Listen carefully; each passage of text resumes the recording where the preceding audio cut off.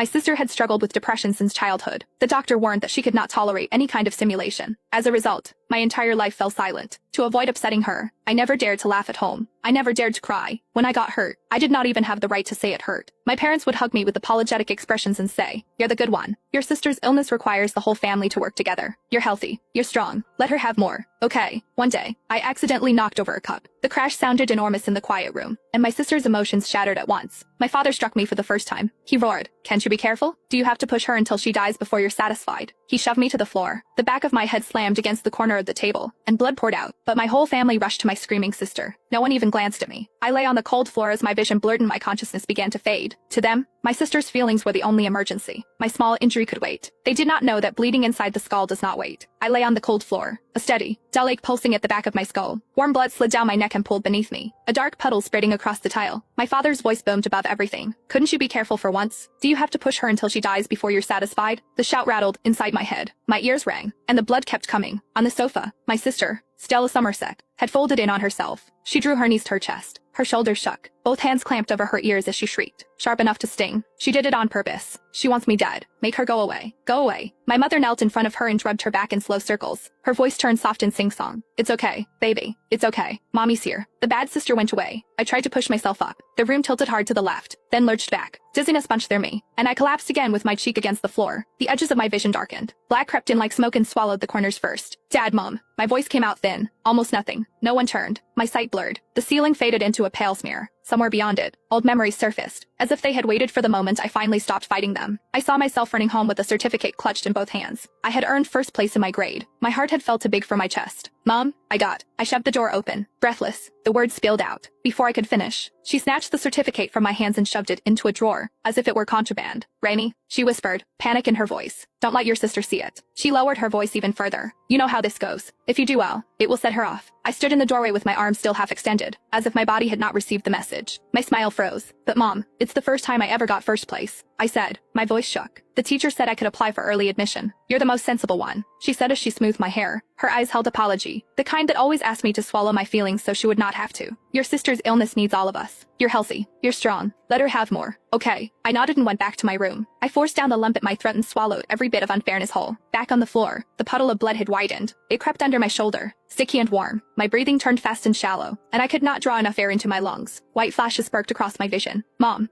I tried again. This time the word scraped out of me. "It hurts." My mother finally glanced over her shoulder. She frowned as if I had interrupted something important. "Rainey, stop it," she said. "Can't you see your sister is unwell?" "Wait." My sister's screaming spiked even higher. "Make her leave. Make her go away." She grabbed a glass from the coffee table